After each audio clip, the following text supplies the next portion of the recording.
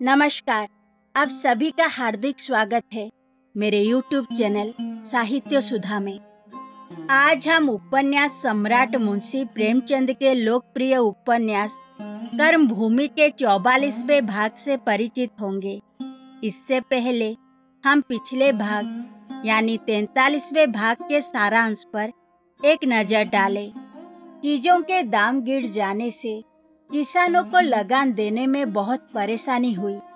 अमर किसानों की आर्थिक दशा का चित्रण महंत आसाराम गिरी के समक्ष करता है तथा महंत जी उसे यह आश्वासन देते हैं कि वो बहुत जल्द इस विषय में सरकार से पत्र व्यवहार करेंगे और जो कुछ जवाब आएगा वो असामियों को भिजवा दिया जाएगा।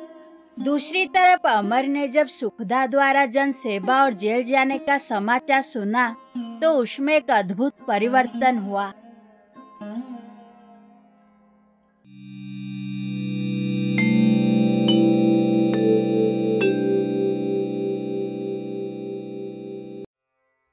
आइए सुनते हैं मुंशी प्रेमचंद द्वारा लिखित लोकप्रिय उपन्यास कर्मभूमि का 44वां भाग। सलीम यहाँ से कोई 7-8 मील पर डाक बंगले में पड़ा हुआ था।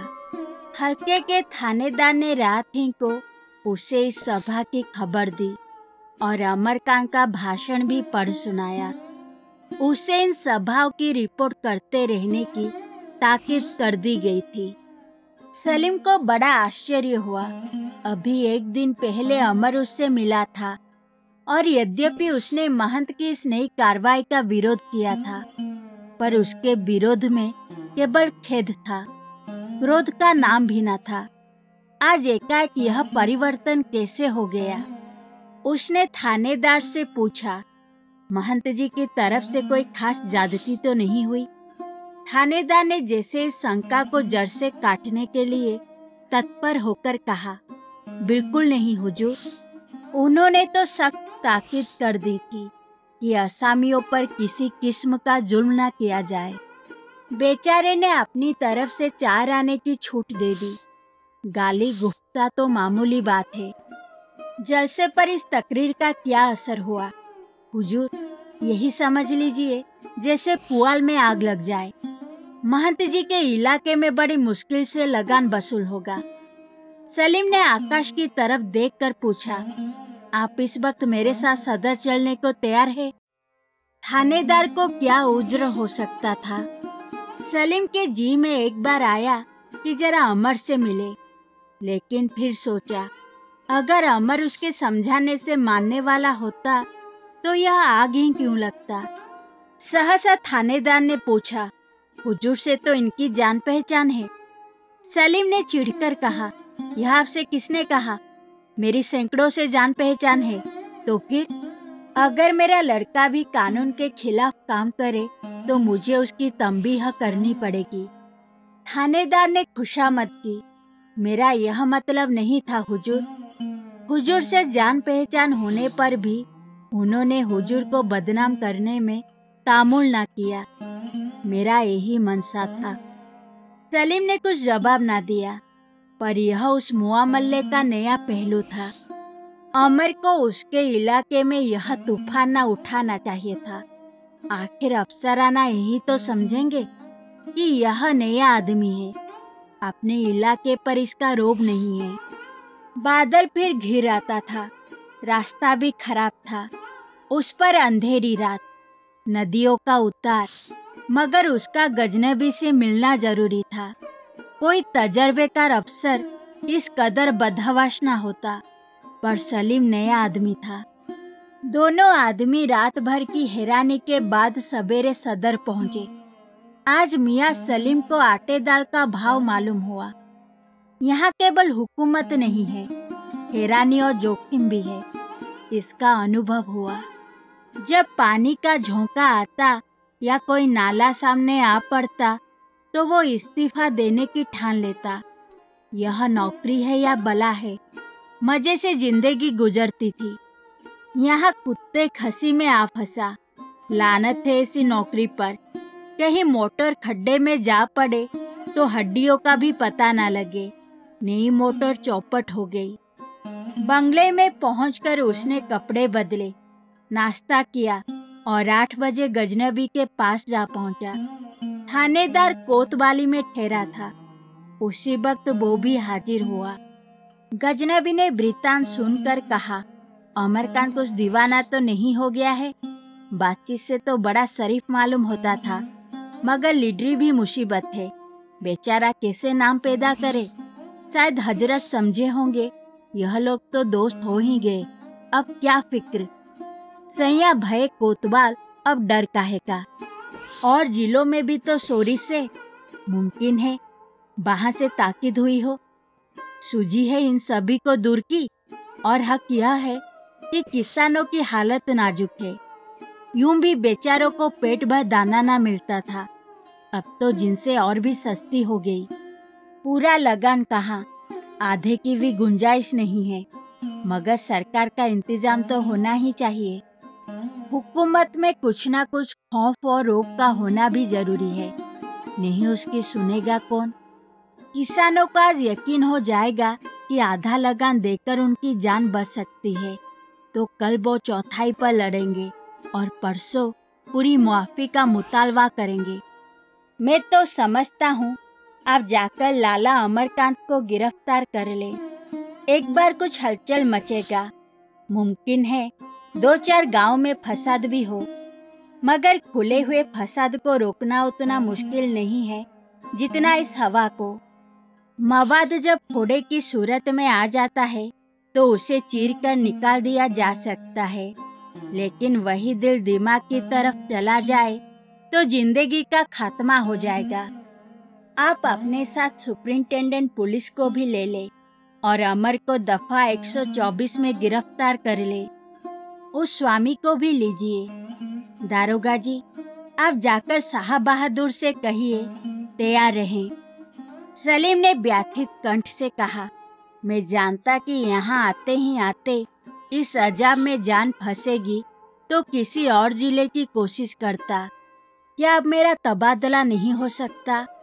थानेदार ने पूछा, हुजूर कोई खत ना देंगे?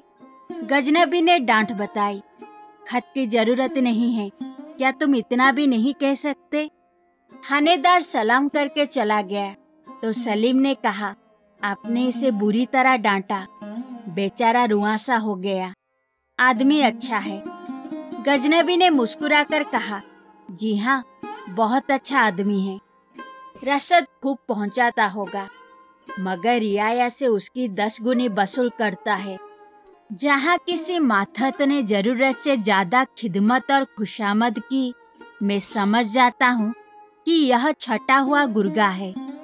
आपकी लियाकत का यह हाल है कि इलाके में सदा ही वारदातें होती है, एक का भी पता नहीं चलता। इसे झूठी शहादतें बनाना भी नहीं आता, बस खुशामद की रोटियां खाता है। अगर सरकार पुलिस का सुधार कर सके तो स्वराज्य की मांग 50 साल के लिए टल सकती है। आज कोई शरीफ आदमी पुलिस से सरोकार नहीं रखना चाहता। थाने को बदमाशों का अड्डा समझकर उधर से मुंह फेर लेता है। यह सिग्गा इस राज का कलंक है। अगर आपको अपने दोस्त को गिरफ्तार करने में तकलीफ हो तो मैं डीएसपी को भेज दूं। उन्हें गिरफ्तार करना फर्ज हो गया है। अगर आप यह नहीं चाहते कि उनकी जिल्लत हो तो आप जाइए, अपनी दोस्ती का हक अदा करने ही के लिए जाइए। मैं जानता हूँ आपको सदमा हो रहा है, मुझे खुद रंज है। उस थोड़ी देर की मुलाकात में ही मेरे दिल पर उनका सिक्का जम गया। मैं उनके नेक इरादों की कद्र करता हूँ, लेकिन हम और वो 2 कैंपों में हैं। स्वराज्य हम भी चाहते हैं, मगर इनकलाब के सिवा हमारे लिए दूसरा रास्ता नहीं है। इतनी फौज रखने की क्या जरूरत है जो सरकार की आमदनी का आधा हजम कर जाए। फौज का खर्च आधा कर दिया जाए तो किसानों का लगान बड़ी आसानी से आधा हो सकता है। मुझे अगर स्वराज्य से कोई डर है तो यह कि मुसलमानों की हालत कहीं और खराब ना हो जाए। गलत तवारीखें पढ़ पढ़ कर दोनों फिरके एक दूसरे के दुश्मन हो गए हैं और मुमकिन नहीं कि हिंदू मौका पाकर मुसलमानों से फर्जी अदावतों का बदला ना ले। लेकिन इस ख्याल से तसल्ली होती है कि इस 20वीं सदी में हिंदुओं जैसी पढ़ी लिखी जमात मजहबी गिरोह बंदी की पनाह नहीं ले सकती। मजहब का दौर खत्म हो रहा है, बल्कि यूं कहो कि खत्म हो गया। सिर्फ हिंदुस्तान में उसमें कुछ ना कुछ जान बाकी है। यह तो दौलत का जमाना है। अब कौम में अमीर और गरीब, जायदाद वाले और मर भूखे अपनी अपनी जमातें बनाएंगे। उसमें कहीं ज्यादा खुरेंजी होगी, कहीं ज्यादा तंगदिली होगी। आखिर 1-2 सदी के बाद दुनिया में एक सल्तनत हो जाएगी। सबका एक कानून, एक निजाम होगा। कौम के खादिम कौम पर हुकूमत करेंगे। मजहब शख्सी चीज होगी, ना कोई राजा होगा ना कोई प्रजा। फोन की घंटी बजी। गजनबी ने चोंगा कान में लगाया। मिस्टर सलीम, कब चलेंगे? गजनबी ने पूछा। आप कब तक तैयार होंगे? मैं तैयार हूँ, तो 1 घंटे में आ जाइए। सलीम ने लंबी सांस खींचकर कहा। तो मुझे जाना ही पड़ेगा? बेशक, मैं आपके और अपने दोस्त को पुलिस के हाथ में नहीं देना चाहता। किसी हीले से अमर को यहीं बुला क्यों ना लिया जाए? वो इस वक्त नहीं आएंगे। सलीम ने सोचा, अपने शहर में जब यह खबर पहुंचेगी कि मैंने अमर को गिरफ्तार किया तो मुझ पर कितने जूते पड़ेंगे। शांति कुमार तो नोच ही खाएंगे और सकीना तो शायद मेरा मुंह देखना पसंद ना करे। इस ख्याल से वो कांप उठा। सोने की हंसियां ना उगलते बनती थी ना निगलते। उसने उठकर कहा, आप डीएसपी को भेज दें, मैं नहीं जाना चाहता। गजनबी ने गंभीर होकर पूछा, आप चाहते हैं कि उन्हें वहीं से हथकड़ियां पहनाकर और कमर में रस्सी डालकर 4 कांस्टेबल के साथ लाया जाए और जब पुलिस उन्हें लेकर चले उसे भीड़ को हटाने के लिए गोलियां चलानी पड़े? सलीम ने घबराकर कहा, क्या डीएसपी को इन शक्तियों से रोका नहीं जा सकता? अमरकांत आपके दोस्त थे, डीएसपी के दोस्त नहीं। तो फिर आप डीएसपी को मेरे साथ ना भेजें। आप अमर को यहाँ ला सकते हैं, दगा करनी पड़ेगी। अच्छी बात है, आप जाइए, मैं डीएसपी को मना किए देता हूँ। मैं वहाँ कुछ कहूँगा ही नहीं। इसका आपको अख्तियार है। सलीम अपने डेरे पे लौटा तो ऐसा रंजीदा था, गोया अपना कोई अजीज मर गया हो। आते ही आते सकीना, शांति कुमार, लाला, समरकांत, नैना सबों को एक एक खत लिखकर अपनी मजबूरी और दुख प्रकट किया। सकीना को उसने लिखा, मेरे दिल पर इस वक्त जो गुजर रही है वो मैं तुमसे बयान नहीं कर सकता।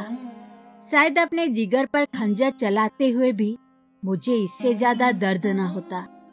जिसकी मोहब्बत मुझे यहाँ खींच लाई, उसी को आज मैं इन जालिम हाथों से गिरफ्तार करने जा रहा हूँ। सकीना, खुदा के लिए मुझे कमीना, बेदर्द और खुदगर्ज ना समझो। खून के आंसू रो रहा हूँ, इसे अपने आंचल से पोंछ दो।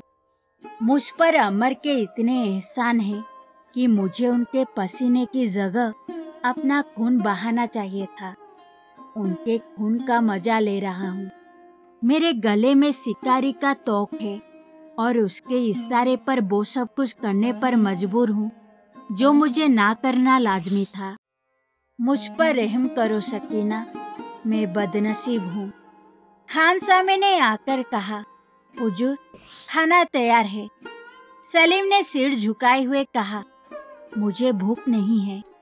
खानसामा पूछना चाहता था, हुजूर की तबीयत कैसी है? मेज पर कहीं लिखे खत देखकर डर रहा था कि घर से कोई बुरी खबर तो नहीं आई।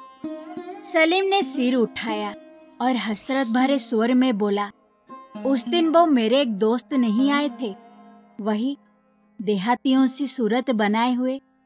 वो मेरे बचपन के साथी हैं। हम दोनों एक ही कॉलेज में पढ़े। घर के लखपति आदमी हैं, बाप है, बाल बच्चे हैं, इतने लायक है कि मुझे उन्होंने पढ़ाया। चाहते तो किसी अच्छे ओहदे पर होते, फिर घर में ही किसी बात की कमी है, मगर गरीबों का इतना दर्द है कि घर बार छोड़कर यही एक गांव में किसानों की खिदमत कर रहे हैं। उन्हीं को गिरफ्तार करने का मुझे हुक्म हुआ है। खानसामा और समीप आकर जमीन पर बैठ गया। क्या कसूर किया था हुजूर उन बाबू साहब ने? कसूर? कोई कसूर नहीं, यही कि किसानों की मुसीबत उनसे नहीं देखी जाती। हुजूर ने बड़े साहब को समझाया नहीं। मेरे दिल पर इस वक्त जो कुछ गुजर रही है वो मैं ही जानता हूँ हनीफ। आदमी नहीं, फरिश्ता है। यह है सरकारी नौकरी, तो हुजूर को जाना पड़ेगा। हाँ, इसी वक्त इस तरह दोस्ती का हक अदा किया जाता है। तो उन बाबू साहब को नजरबंद किया जाएगा हुजूर। खुदा जाने क्या किया जाएगा। ड्राइवर से कहो मोटर लाए, शाम तक लौट आना जरूरी है। जरा देर में मोटर आ गई। सलीम उसमें आकर बैठा तो उसकी आंखें सजल थी। आपको हमारी यह कहानी कैसी लगी? आप हमें कमेंट बॉक्स में लिखकर बताएं और हमारे अपडेट पाने के लिए आप हमारे चैनल को जरूर सब्सक्राइब करें। धन्यवाद।